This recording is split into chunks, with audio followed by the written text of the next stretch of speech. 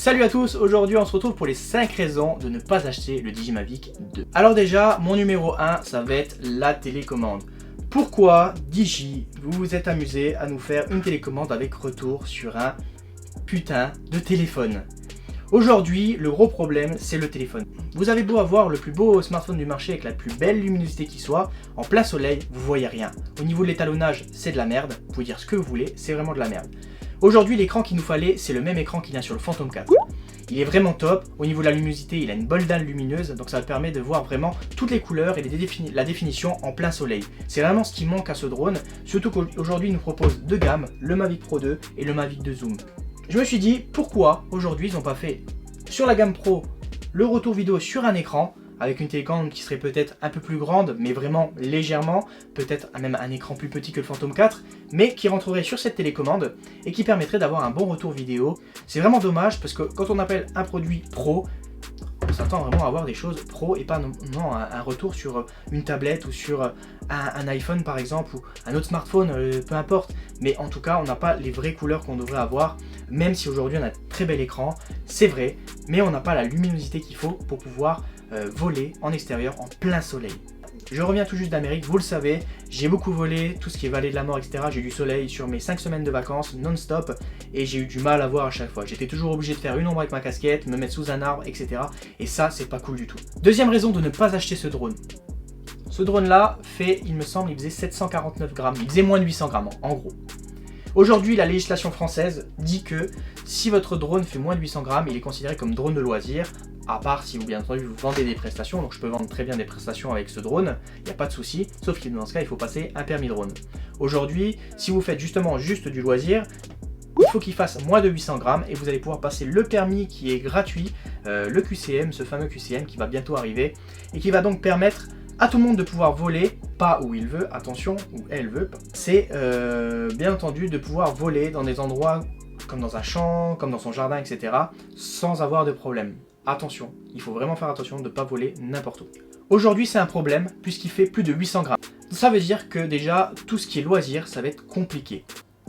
Je dis pas que vous ne pouvez pas voler, bien entendu, vous pouvez très bien aller l'acheter maintenant à la Fnac, vous pouvez très bien aller l'acheter n'importe où, il n'y a pas de souci, mais vous n'allez pas pouvoir faire ce que vous voulez, et ça, déjà que c'est vachement restreint quand on a le permis, alors là, si vous n'avez pas le permis et qu'il fait plus de 800 grammes, vous êtes mort. Troisième raison de ne pas acheter ce drone, bien entendu, c'est encore le slow motion, je vous en ai déjà parlé la dernière fois.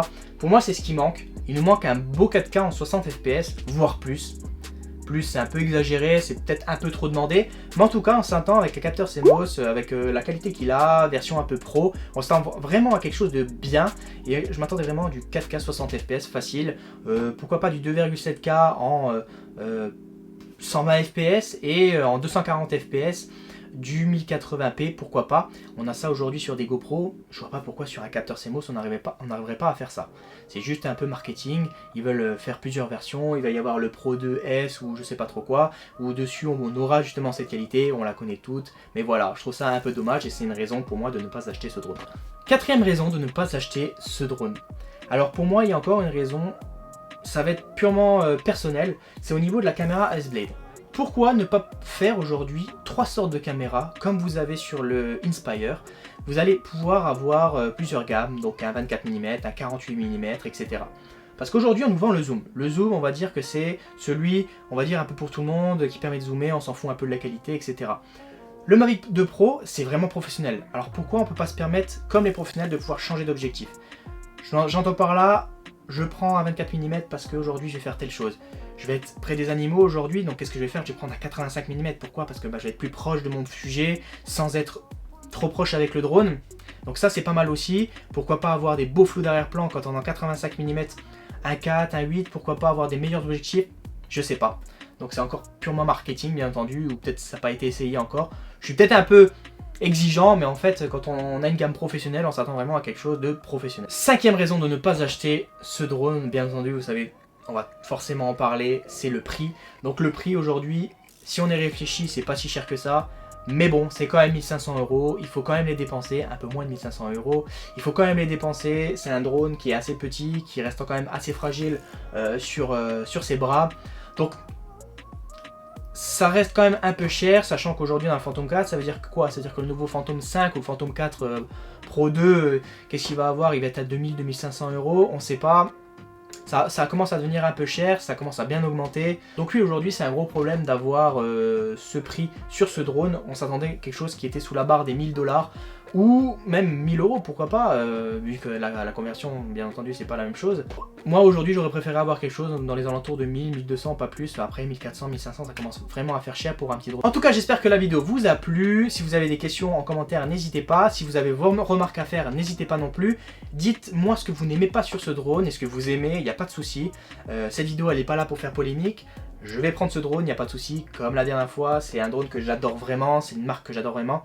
Mais il faut savoir trancher, savoir quoi choisir entre les deux, savoir quoi choisir entre la gamme Pro Phantom, la gamme Pro Mavic. C'est pour ça aujourd'hui que je vous fais ces 5 points négatifs et 5 points positifs. Donc j'espère que ça vous a plu. On se retrouve pour d'autres vidéos. Bye bye tout le monde.